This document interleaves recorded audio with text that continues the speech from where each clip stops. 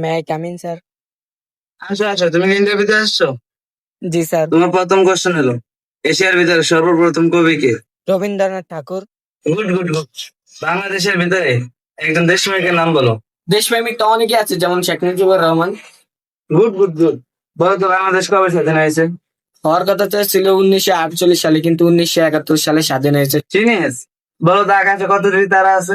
এটা নিয়ে তো বিজ্ঞানীরা গবেষণা করছে, এখনো জানা যায়নি। Very good. নেক্সট। ভাই, ভাই কি কি প্রশ্ন করছে? প্রশ্ন কথা তো মনে নাই, কিন্তু উত্তর মনে আছে। ভাই বলেন। রবীন্দ্রনাথ ঠাকুর, শেখ মুজিবুর রহমান, দুইটাই। ভাই আরো আছে। 1948 সালে হওয়ার কথা ছিল, 1971 সালে হয়েছে। ওখানে বিজ্ঞানীরা গবেষণা করছে, এখনো জানা যায়নি। ভাই thank you thank you thank you. मैं क्या मीन স্যার? शुरू करते हैं। হ্যাঁ আসো। তোমার নাম কি?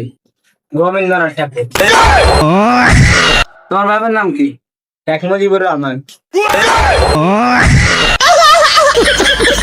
তোমার জন্ম কত সালে হয়েছে? 1948 সালে হওয়ার কথা ছিল, 1971 সালে হয়েছে।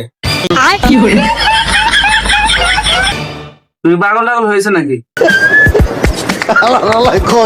বিজ্ঞানীরা গবেষণা করতেছে, এখনো জানা যায়নি।